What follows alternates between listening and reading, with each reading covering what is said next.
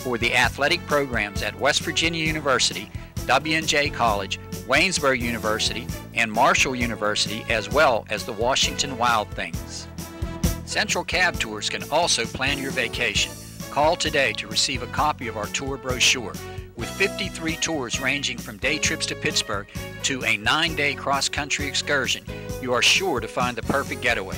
Don't forget to race to the back of our tour brochure for a look at the exciting NASCAR tours we offer. Central Cab Tours can also customize a group tour package for your organization or help with your fundraising goals. Call our staff to learn more. Remember, Central Cab Company will focus on the details so you can focus on the fun.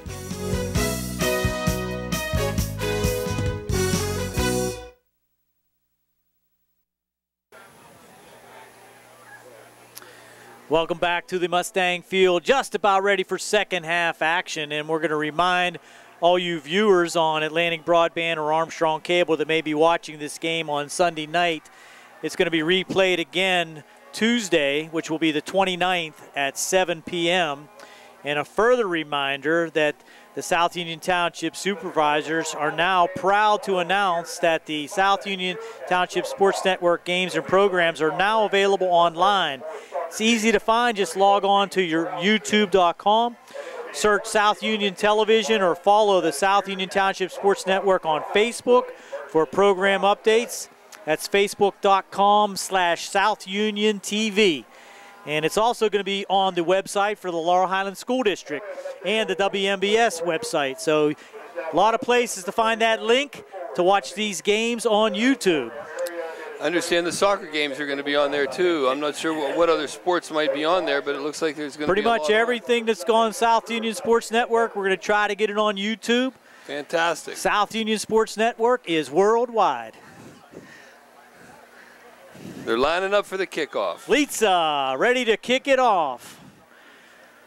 And here's a looping kick going to be taken at about the 10. Kicked ahead, and it's on the ground, but nice grab there by number 4, Kane Fry.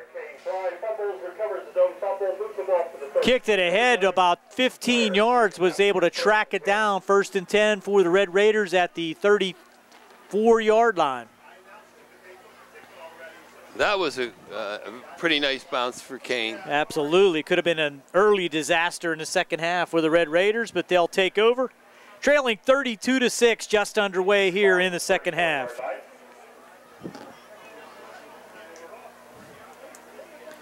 Stepping up to the line now in the shotgun, Mosley has a sidecar to his left. Howard sprints out here wide left for the Red Raiders to throw some kind of gadgets into the mix here in the second half. Just try to get something on the board. We got a flag on the play. And it's a pass wide open in the flat there and going to be cutting back close to a first down. That's number 21, Nick Gibson. Looks like that was a free play, Gary. I'm not sure about that. Normally when they throw the flag on the offensive side of the field, it is an offensive penalty, and that is the case. So if you watch the referee, he'll throw the flag to the side of the field that the penalty is on, and that time he threw it in the Uniontown backfield. So it's a illegal procedure against the Red Raiders. Surprised there was no whistle on that. I'm surprised that's not a dead ball foul. Yeah. Legal procedure normally is a dead ball foul, and they stopped the play. So 1st and 15 now, back at the 29-yard line.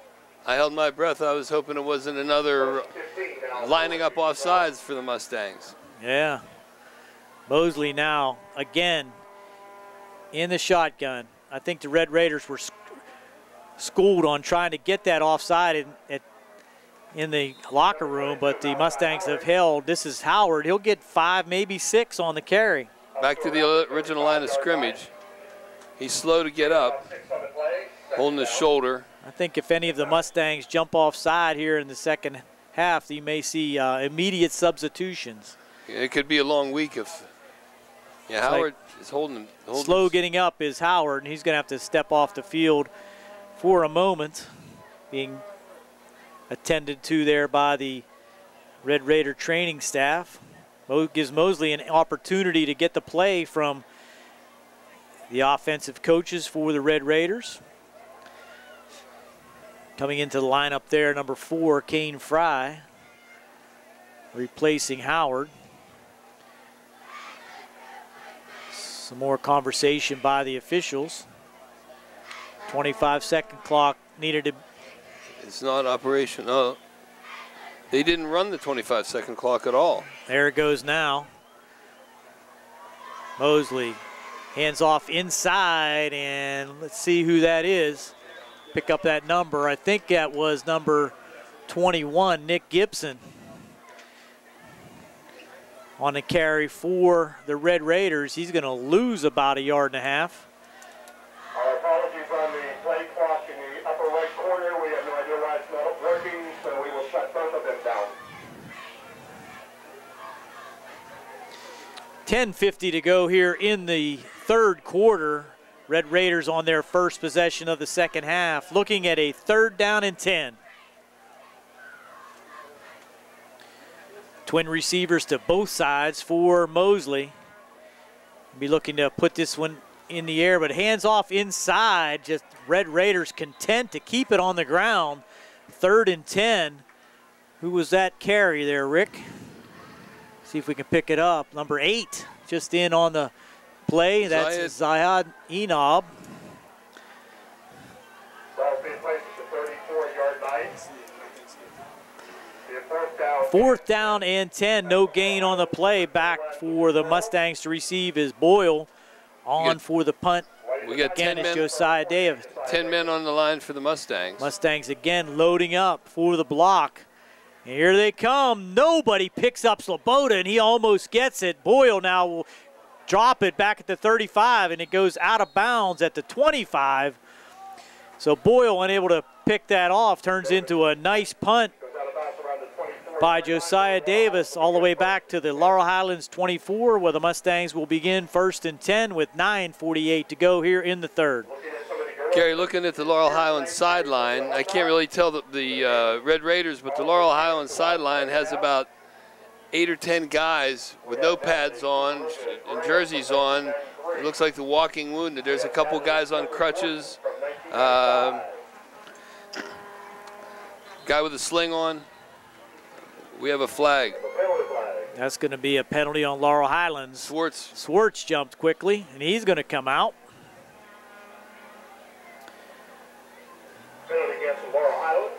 At this point in the season, the Mustangs need to keep themselves healthy as numbers are dwindling, as Rick has said. So now the Mustangs facing a 1st and 15.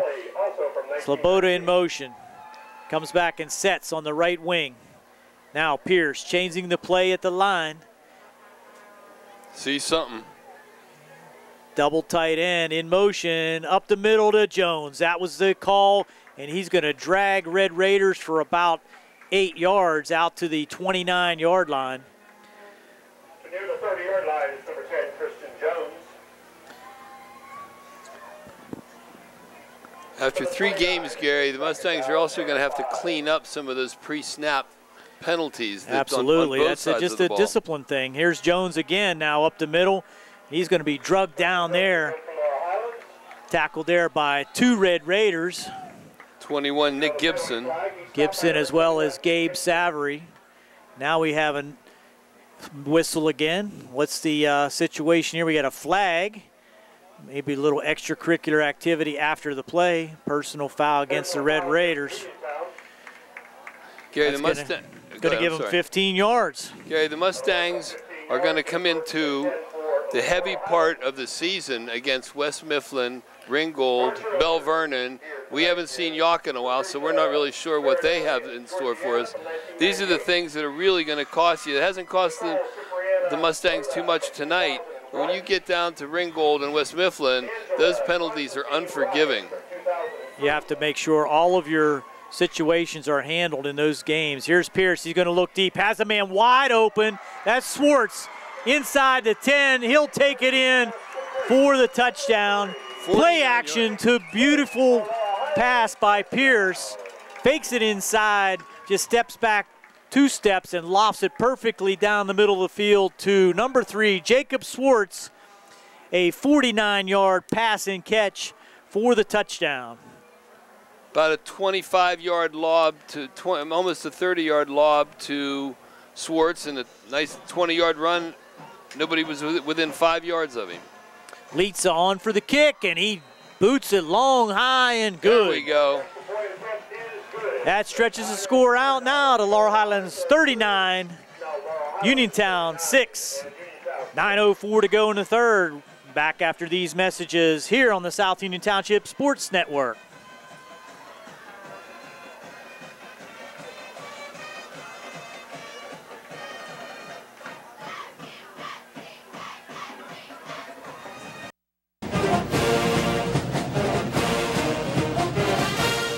Good luck to the Mustangs from the South Union Township Supervisors, Rick Vernon, Jason Scott, and Robert Schiffbar.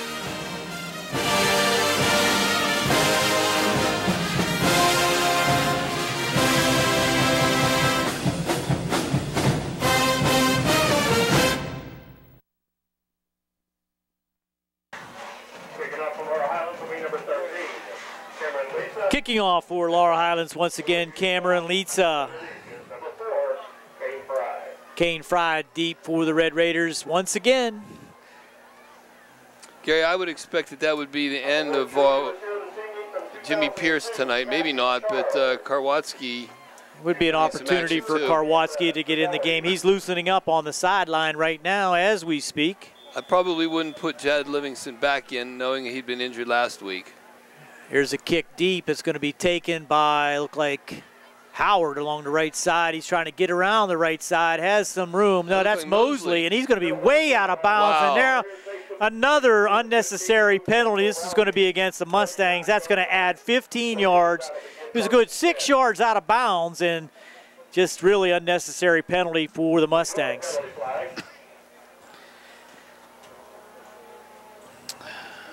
Official talking it over across the way, and out of bounds. Shaking his head. Mosley was clearly out of bounds by at least 5 yards. He was back by the bench. Could be offsetting penalties. They got holding against Uniontown. And let's see if there's another penalty. No, there's not. Wow. So, wow. I am shocked by that not being a penalty against the Mustangs. Maybe Mosley got himself out. We didn't have a real good view of that from this side. Obviously, the referees didn't think there was anything unnecessary by the Mustangs, so I apologize for that criticism, but that'll be a hold against the Red Raiders, push them all the way back to the 29-yard line, 1st and 10. Mosley's got some work to do here. Double tight end now for the Red Raiders with twin receivers to the right, wide left. And Mosley looking deep. Over the middle has Forsyth. Nice pitch and catch. Forsyth out past the 50-yard line. 21 yards. Nice play that time by Mosley. No pressure by the Mustangs. Had all day sitting back there in the pocket. Just waited for Forsyth to clear the linebackers across the middle. And good hands there by Forsyth. Puts the ball right at midfield. 1st and 10 for the Red Raiders. That's the kind of play that can lift the team up a little bit. And they could use it right now. Well, it just goes to show you that the Red Raiders certainly have the ability and the potential to run some nice offensive plays, and just got to be more consistent. Mosley again looking to be a quick hit. Here's off the left side, and this is Howard. He breaks through a couple tackles, so Howard injured a couple plays ago, but he takes that one for 11.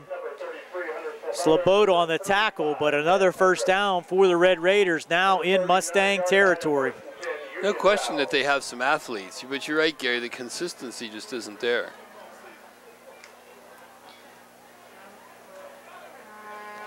Now Coach Just going to look for the Mustangs to try to stiffen up here on defense.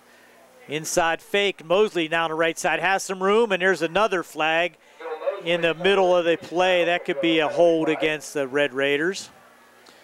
I've been wrong on just about every one of my preliminary calls here this evening, but let's see if I got that one right. Yes, sir. Oh, okay, you got that. Good job. I'm 1 for 6. That'll push him back 10. You could see that pow right there in the middle of the action, and a Mustang player just looked like he got tackled trying to pursue, and that results in a hold. The Red Raiders, with huddling up every play, they really need to gain more yards because they're eating up a lot of clock and being trailing behind and all. They really need trailing to. by 33 at this point. They need to be a little more urgent. Doesn't seem to be that sense of let's get going. Mosley in the shotgun. Straight back, Here under pressure. There's the bomb, and it's way overthrown. No chance that time. Down the field. Now, what do we got? A little more extracurricular activity. And the helmet comes off for number 24 for the Mustangs, Taya Mickens. And I don't see any flags, so must have been just a kind of a tie-up there. Second down and 20. Well, Dakota Makita, he had that blitz, and Mosley just had to wing it as far as he could, and he turned around just so when he got crunched, he didn't get crunched, but fortunately the ball was way overthrown and nobody could get it. Now straight back again, brings a blitz, and there's a quick whistle. It's going to be a motion call against the Red Raiders, I believe. Let's see.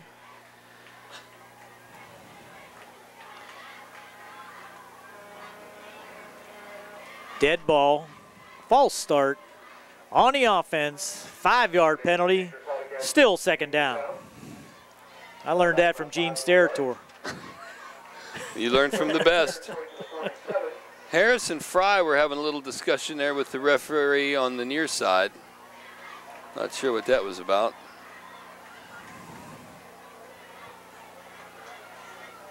Mosley getting a play from the sideline. That's the other thing. The Uniontown Red Raiders don't signal their plays in. Most of the time, Mosley has to run all the way to the sideline to get the play and then run it into the huddle. You would think they would have a little shuttle going there with wide receivers or wingbacks or something. Second and 24. Mosley look for the screen, and it's incomplete. Intended out there in the flat to Fry. Defended well by Jacob Dugman. Third down. Long, 24 yards to go. It was good defense there by the Laurel Highlands sophomore. Also from 2007, Fred Calabrese. There's once again, Mosley has to go over to the sideline, gets the play, runs it in, and we don't have a play clock, but that's going to use at least 10 to 15 seconds of the play clock. And they get it up to the line now.